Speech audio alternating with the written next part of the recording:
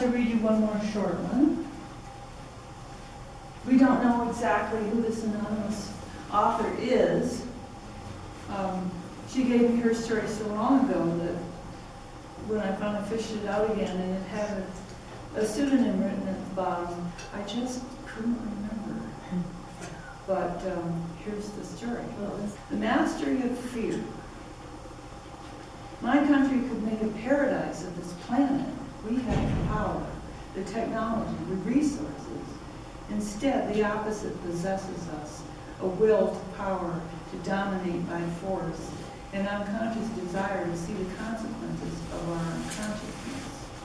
Chaos, collectively projected chaos. Is the collective psyche also equipped with what Jung calls the transcendent function? If so, then this mass psychosis is at the heart of an impulse toward healing. In the manner of the individual psyche, are we rubbing our own noses in the very complex that is driving us crazy? Making it obvious? So obvious that even we get it. But sometimes the patient doesn't make it. Sometimes the complex drives him or her to suicide, murder, self-immolation. Will we wake up? I feel it. I'm sure there are millions like me who carry these collective emotions. They surge through me, chaos, fear, and confusion. Reading the news is something I can't avoid, something that plunges me into despair and hopelessness. My ass, save my ass. Find a corner, is there one, where I can finish my life and fulfill the promise of my talents, complete my personal myth? Long ago, when I, an untraveled Taosania, saw films of Buchenwald and Belsen, I knew the only safety lies in a degree of focused concentration so fine, so powerful, that it transcends the brutality and violence of a concentration camp. No time to waste. Time is telescoped into minutes, days. It's got to be now. And the cost is the planet. Planet-wide, the cost is the planet.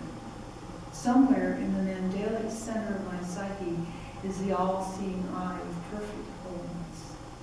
The shadow we have projected on the axis of evil, on others against whom we hurl a technological violence more sophisticated, destructive, and more cruel than anything in the memory of civilization. It's been externalized, made manifest. It lurches utterly toward Bethlehem. My psychic nostrils are filled with the rotten reek of the beast. Among the tender new sprouts of spring, the fecund odor of newly turned earth, behind the fence that shuts out the world, here in my garden I have made an island of nonviolence, a speck, a microscopic particle, a tiny world where the other is part of myself, which I may fear, may reject, but I can't amputate like a leg or hand. In fact, the more I resist owning it, the more urgently it obtrudes. There are days when I am utterly defeated. I go to bed and try to sleep through this century's beginning. I don't want to see this beautiful planet made into a radioactive wasteland. Stop the world, I want to get off. It takes all my strength to get up and continue with my life. To clean the house, feed myself, and go on as if I didn't know tomorrow would be a disaster. Who are you? What do you want? I'm afraid I only want to be forgiven, owned, seen, and granted a place in the whole. I draw ambivalent comfort from knowing I'm not alone. The comfort is mixed with terror because everyone I know feels the same dread. To know that I'm not crazy, that we're all crazed with the same dread, does not reassure me. Where has the comfort gone? Not for us, the souls, although we may have forgotten, who chose to incarnate at this time. Somehow it is our responsibility to create world peace. We are capable of this. It comes down to this, the mastery of fear, the control, the ability to keep the flame lit in the wind, in every mind. Black and turbulent fear surges through everything on the atomic level, even the plants and animals, the rocks, the rivers. This is our mind. No more can we say my mind, because now we know we are all the same mind. return to my garden, the mundane task of daily survival and hope. Planting is an act of hope.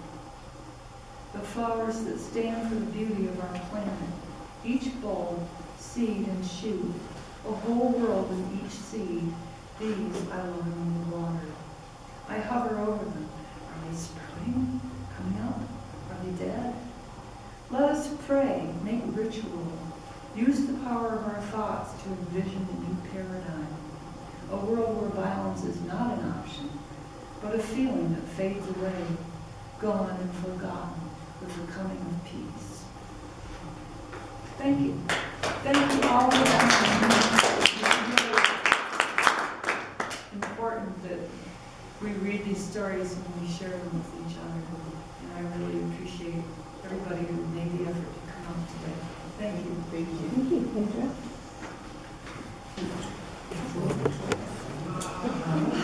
How are you feeling, John?